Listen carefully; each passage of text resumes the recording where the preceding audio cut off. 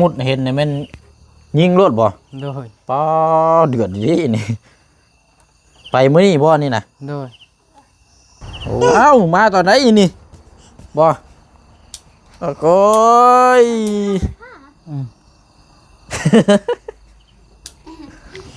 ใช่แบบนี้นี่นะใช่แบบนี้แหละใช่ใช่ป่ะนี่แบบนี้แหละ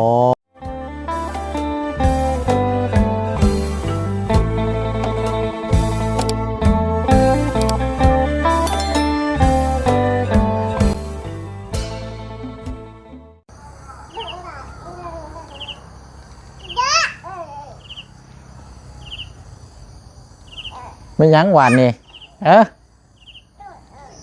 ตะกู้ก่อนเร็วตะกู้ก่อนเอาเดี๋ยวจังหน่อยแม่มาเด้อเอาพี่น้อยเนาะบัดมาอยู่บ้านของทางน้องเจืองบัดไฟฟ้าบัดมาพี่น้อยบัดอยู่บ้านอยู่เพื่อนนั่นทั้งบ่เชียงอยู่บัดไฟรับตั้งแต่5 โมงเนาะยังบ่ทันมาอยู่เดี๋ยวนี้กับพี่น้อยสงสัยสายไฟนี่คนละเส้นหรือว่าคนละสายเนาะพี่น้องเนาะเอาเนาะมื้อนี้มาค่ำมืดอยู่เขตของทางน้องเจืองเด้อพี่น้องเด้อเนาะ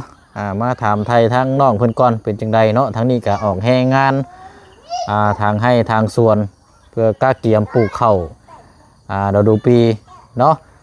แต่ว่านี่แหละพี่น้อยพลักน้อยเนาะแน่น้อยอยู่คนเดียวเพราะว่าน้องหั่งไปนํมาเจืองอยู่เฮือนแม่ย่าพี่น้อยเฮือนทางแม่ย่าพ่อปู่แล้วเนาะพลักเลยก็อยู่คนเดียวนี่อยู่กับบ่เชียงฝาดถ่ายอยู่นี่ นั่นก็ห้องแจ้วอยู่นี่เลยเฮ้ยยิ้มเลยพี่น้อง โว้ยเนาะเอา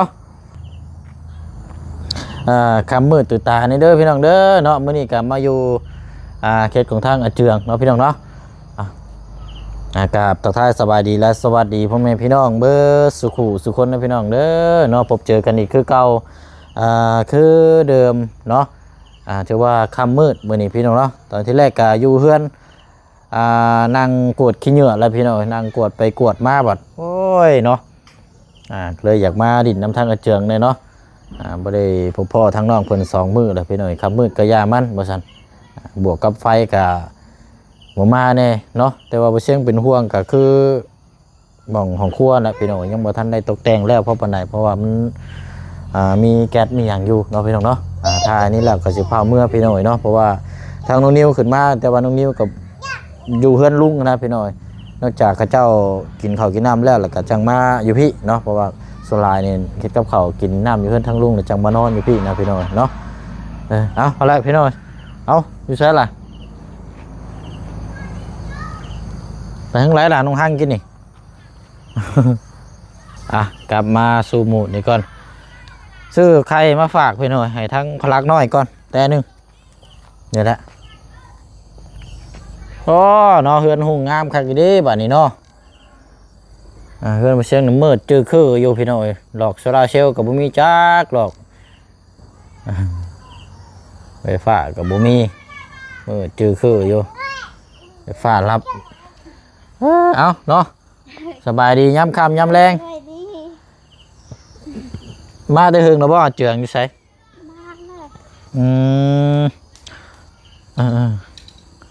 ใครอยู่ยุงบ่ค่อยมีเนาะมีอยู่บ่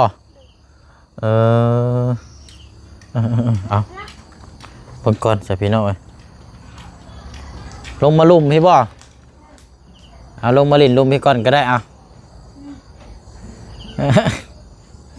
อันนั้นป้องอันนั้นบ่ได้ลมกับโตแล้วบ่มันน้อยอยู่บ่ใครอยู่ใส่จังนั้นมันหัวป้อนลงมาแล้วรุดบดกับโตนะพอแห้งแล้ว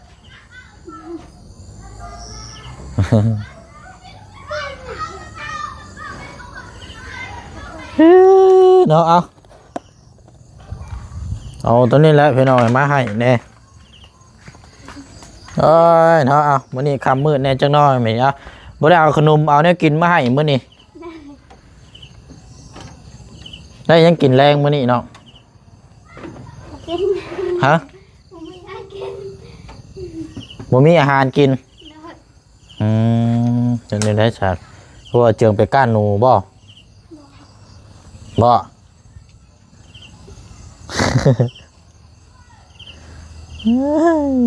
ใส่เสื้อกันเนาะ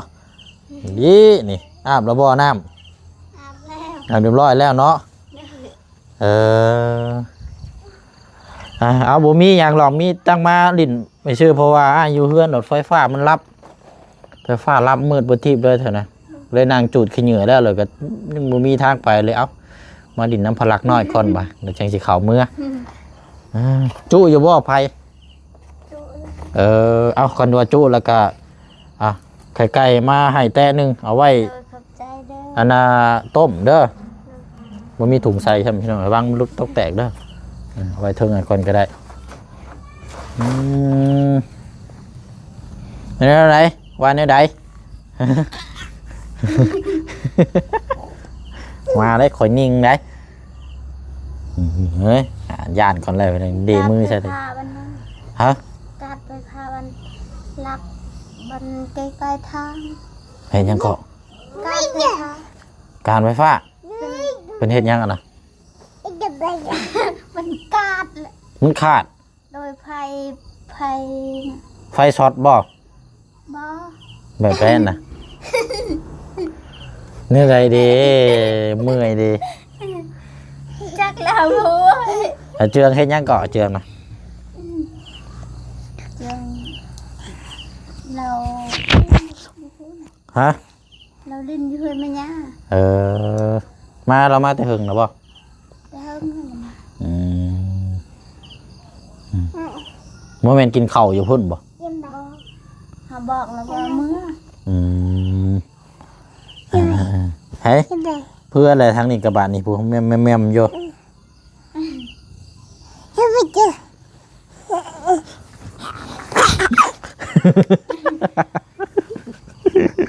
ขึ้นไหม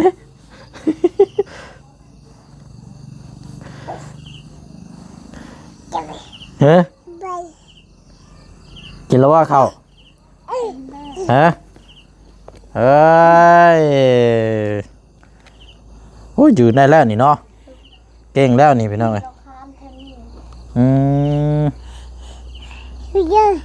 เก่งแล้วนี่พูดพูดดีๆนี่เนาะเอาเพื่อนอยู่นอกกับใครแน่มันหุงเฮืองเนาะมันแสงสว่างพี่น้องเอ้ยถ้าว่าแบบมืดแน่นี่โว้ยพอแห้งแล้วเนาะสวนกล้วยกระลายใช่ไหม ไปพาเฮาก็ย่านเลย บุติแล้วเนาะ เนย เนาะผู้ไปมาแล้วบัดนี้มานั่งลงก่อนบัดนี้เอาไปให้แม่ก่อนนะ เยอะ ไปอะไรนี่เนาะกินนี่คือว่าฝนตกเนาะ คนโต ฝนปล่อยปลายตกลงหน่อยหนึงกินนี่เนาะเอามาเลยทางนกเจืองมาพร้อมกับมายังหน้าเพราะนั่นน่ะเอาไปเห็นยังน่ะล่ะ ไปดำน้ เนาะ ำดำน้ ลำน้ำลำน้ำเลยไปยิงปลาป่ะ ำโดย โอ้ เจอมวย ไปลำอยู่ใช่น่ะ อยู่อยู่ให้เฮาอัน เอามีน้ำมีอย่างอยู่ป่ะ โดยนี่ ไปก้านเอาสิบ่ไข่กูบ่เนาะเอาก้านเอากลางคืนนี่ การมันบ่ออกลาย มันอยู่ใน เบิ่งเด้ออันนี้ไม่ก่อน โดย คันเฮามุดเห็นนี่แม่นยิงรวดบ่ โดย ป้อเดือดดีนี่ ไปมื้อนี้บ่นี่น่ะ โดย โอ้ไปน้ำกันจักคนเนาะ โศกทราบ ก็อยุ่ไปน้ำกันหลายคนอยู่เนาะ โดย อยู่หากิน คือว่าไปก้านหนูน้ำบ่ได้อยู่บ่เมื่อวานนี่ บ่ได้ บ่ได้ครับ โดยชื่อเลขก็บ่ถึก โอ้ยเจ้าว่าแหละไอ้ก็จัดไปหลายเติบ เอ้ามันออกแล้วได้ชามซองมันออกเก่าอีก ใส่ เหล็กมันออกเลยชามซองมันเก่าอีกโอ้ย มันออกเลขเอียนมื้อนั้นน่ะ แม่นเล็กเอียนแต่ว่าชามซองก็มีนั่นน่ะชามซองเก่า โอ้แต่ว่าเฮาบ่ได้กลับติ โดย มื้อนี้เด้จ้ะ มันมีบริษัท นำบ่มื้อนี้นำเก่าบ่ จักบ่มีเงิน เช้าๆพี่น้อยเนาะบ่ไหวละ เร็ว เออเอาไอ้บ่ลิ้นนำบ่นั่งอยู่เฮือนน่ะไฟลับ โดย ไฟลับแล้วจุดขี้เหงื่อแล้วจักสิไปทางใด ไปเจาะเอาที่ เลยมาลิ้นนำ หน้าเลยล่ะ นั่นแหละสิมือเฮือนพุ่นแหละ แล้วคือจะได้อยู่เด้อหน้า ไม่ อืมนั่นแหละเอาไข่นั่นแหล้วต้มกินจุไผ่เดี๋ยวไข่ โดย เอ้ามาตอนไหนอีนี่บ่โอ้โก้ย อืม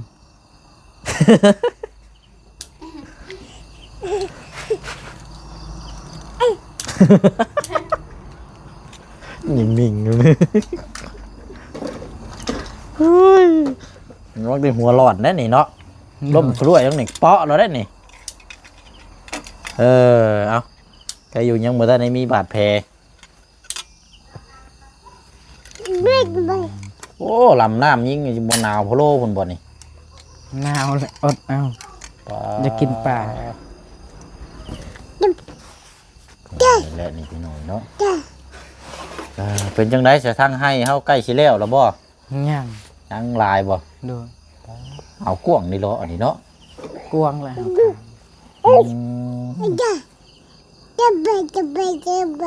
คืนยังอีก เยอะอ้าย ว่า ลัก โอ้ย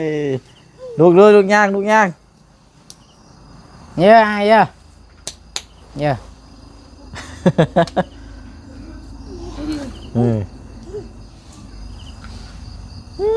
เนาะมานี่บัดไฟหงไฟมาอยู่เฮือนบัดรับบัดทิพย์เลยเขตบัดดงไฟรับแล้วก็อันน้ำประปาก็บ่ได้ค่อยไหลแห้งปานใดได้ โดย อันนี้ไหลแห้งอยู่บ่ แห้ง แสดงว่ามันเป็นตามลำน้ำเนาะ โดย เออบ่ได้กินข้าวบ่น้องสิไปตอนนี้บ่ โดย เอาคือบ่กินข้าวกินน้ำบ่จังไป ถ้ามีอาหาร อันไฟเล่จุอยู่บ่อนไปอันนี้น้องห้างไปขั่วไข่ให้ก่อนไปเออกินข้าวจังน้อยยังไปบ่เออ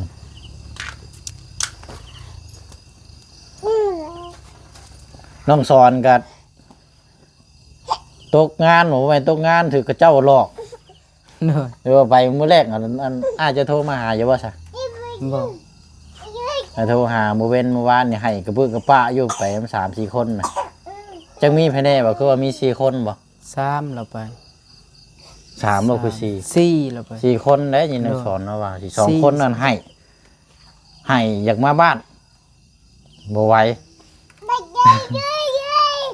จังได้ก็บ่ฮู้ว่าไปเจองานเนี่ยมันบ่คือคิดนั่นแหละเพราะว่างานพระเจ้าว่าไปตอนคุยกันอยู่นี่ไอ้ก็บ่ฮู้นำหรอกเพราะว่าไปแล้วก็ไปแบบไปเลยได้น้องสอนไอ้ก็บ่ฮู้นำ โดย เพราะเป็นจังซี่ไอ้ก็ได้บ่ได้ถามเพราะปานใดมันสัญญาณก็บ่ค่อยดีเพราะว่าวันละ400,000บัดไปฮอดพุ่นแล้วก็เจ้าให้วันละ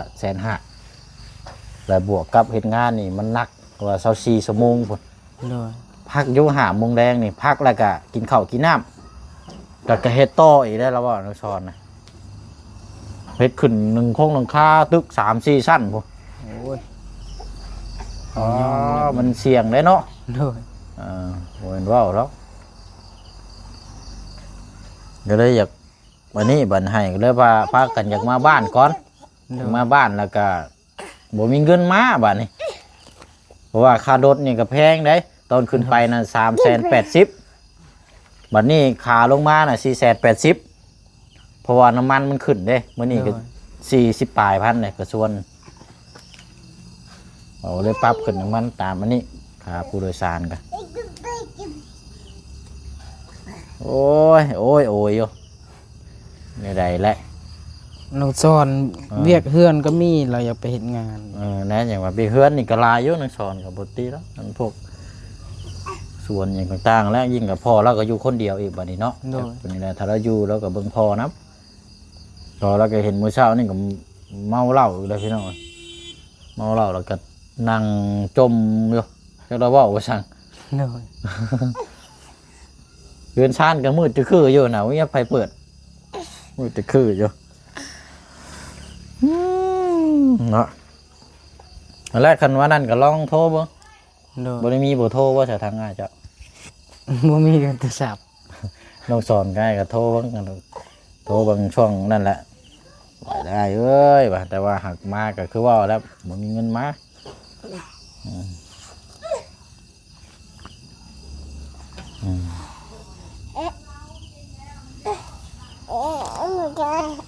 ดื้อลิง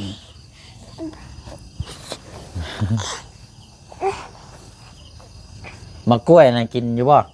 ปลาลัก เรากิน กินอยู่บ่ โดย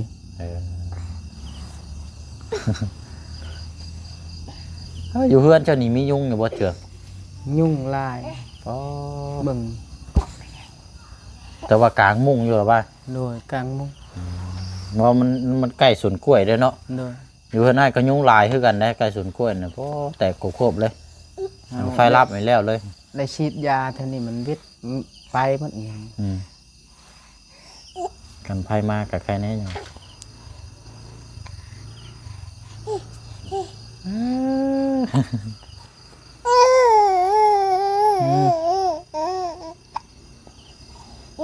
ย่างไปบ่ก็ขี่รถไปเนาะ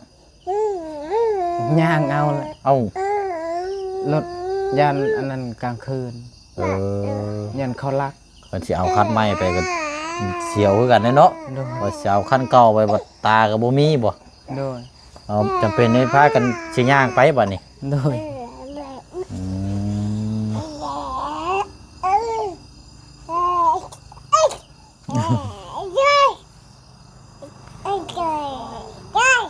ดื้อเลย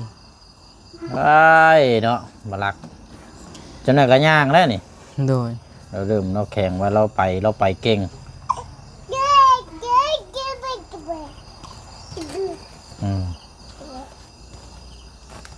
ขัวไข่บ่น้องหัง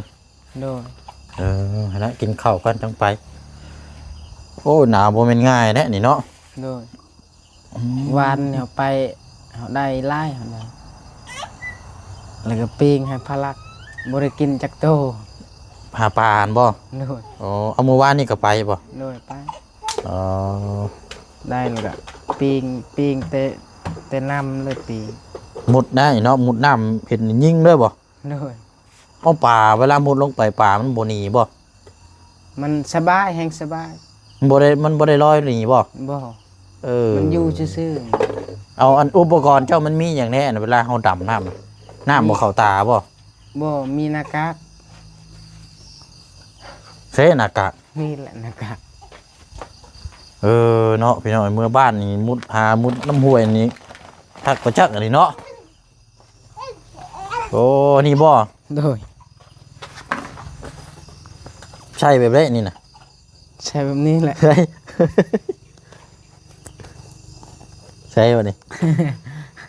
แบบนี้แหละ อ๋อคือแค่ว่า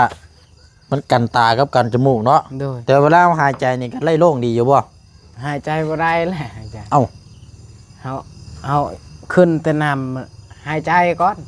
แล้วก็ หมูน้องอีก โดย โอ้แท้จริงเขาน่าสิเฮ็ดแบบระบบหายใจได้เนาะ โดย มันจะง่ายเอามีสองอย่างนี่บ่ โดย สองอย่างนี้อุปกรณ์เนาะ โดย โอ้ง่ายดีนี่เนาะ กลางคืนมันอยู่ซื่อ มุดลงไปนี่ก็ง่ายเลยนะยิงเนาะ ๆโดย แต่เวลายิงเนี่ยมันหญ้าแต่มันบ่ได้หลุดออกจากนี่บ่ บ่ ต่ำตัวนี้บ่ โดย การสิว่าก็ต้องยิงระยะใกล้ๆนะไอ้เนาะ โดย โอ้ ซ้ำนี่ก็ทึกยิงซ้ำนี่ก็ทึก แต่ว่าเฮาเว้าถึงนี่ปลาเนี่ยมันต้องนิ่งอยู่รอเด้อเนาะ โดยเวลาปลาใหญ่ยิงแล้วก็เฮ็ดแบบนี้เลย อืม เฮ็ดอยู่ดินมันก็บ่รอดแหละ คันว่าเฮายิงระยะไกลนี่กันคนสิว่าแล้วมันต้องยิงใกล้เหรอตัวนี้เนาะ โดย มันบ่ได้หลุดออกจากอันนี้มันติดมันลูกใ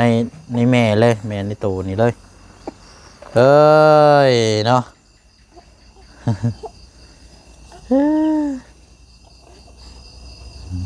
ใช้เหล็กบ่ถึก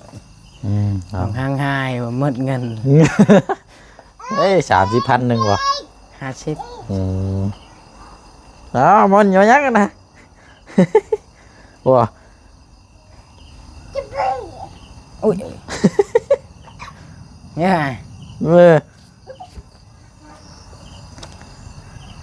มือนี่ก็ไปแต่เช้าคือเก้ามือนี่เนาะ โดย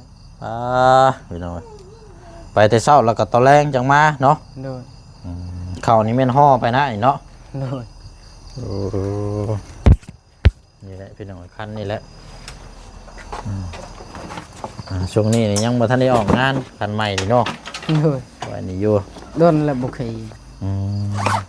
รุ่นเครื่องน้ำนี่เด้อก ระป๋อง มีหยังบาดนี่ ตุก น้ำโคในบ่ โดยข้าว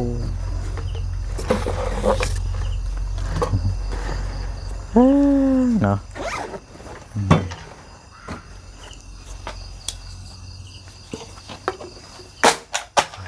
ไปซะเด้อน้องเด้ออะไรไอ้มาเยี่ยมมายามบ่มีหยังดอกเอาซื้อไข่มาฝากมาต้อน โดย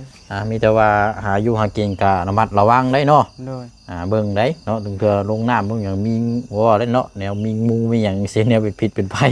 โดย สิเมื่อเฮือนก่อนบัดนี้มันบ่มีไผอยู่เลยเพราะว่ามันมืดยันไผรับเลยยันเพราะมันมีเก่าแก๊สในอยู่หั่นน่ะสิพาเมื่อ โดย นั่งไปนั่งมารถฝนตกรถขี่มานี่ก่อนมาพี่น้องไปแล้วเรามาเยี่ยมยามใหม่เด้อ โดยสบายดี โอ้ยเอาเนาะพี่น้องไปก่อน สบายดีอะ ไปก่อนไปก่อน สบายดี สบายดี เก่งแล้วนี่เนาะ โดย ไปนั่นแหละกินข้าวกินน้ำก็จังไปทำมือเนี่ยจังน้อยมานี่ไปเด้อ บ๊ายบาย ใช่ บ๊ายบายบาย โอเคพี่น้องเนาะช่วงนี้ก็นี่แหละพี่น้องเพราะว่าคำมือเนี่ยจังน้อยเนาะเอาต้มบ่คือทอดเอาต้มเอาเอาอะไรเนาะต้มก็ทอดเอาแหละ ไปตามนั้นแหละพี่น้องเนาะเดี๋ยวมาต่อกันอยู่เพื่อนพี่น้องเนาะเป็นยังไงเด้ไฟหนีมาแล้วบ่พี่น้องมือจะคืออยู่ประจักษ์อันนี้เนาะมาต่อกันอยู่เพื่อนโอ้ยพี่น้องเนาะดีแต่ว่าไฟมาแล้วเนาะ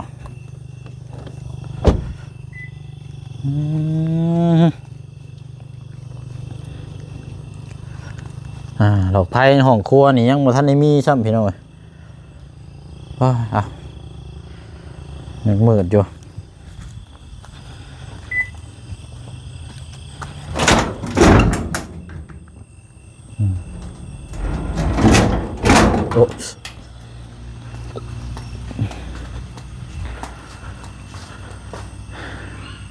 โอเคสพี่น้องเนาะตอนที่แรกว่าโอ้คิดนักเลยพี่น้องเพราะว่าเขายันไฟยังบ่ทันได้มาอยู่เดี๋ยวน้ำก็จะคอยในไรพี่น้องนี่กันบ่คอยแล้วบ่ไหลเลยบาดพาโก้ดีแต่ว่าเขามีอ่างดีแต่ว่าเปิดในนี้ไว้พี่น้องจะได้กระถางใหญ่แล้วพี่น้องเนาะลองไว้ว่าไปปลูกผักเพราะว่าผักเขาก็เริ่มงามเลยขาดน้ำนี่เรียบร้อยแล้วนี่พี่น้องเนาะป้าสายพี่น้องเนาะมีแต่ว่าคลิปนี้ก็จะได้ลำลาก่อนได้พี่น้องเด้อเนาะตอนที่แรกไฟลับแล้วนั่งจูดขี้เหงื่ออยู่เพื่อนนี่รถไปทั้งไรเลยพี่น้องก็ได้ไปดินน้ำมาเจืองเนาะกลับเข้ามาแล้วก็ไฟฟ้ากันถือว่ามาแล้วบัดนี้เนาะปิดประตูกันนะครับน้ำน่าจะกินข้าวแล้วก็นอนแล้วบัดนี้พี่น้องเนาะมือเงินฮิตเวียกต่อ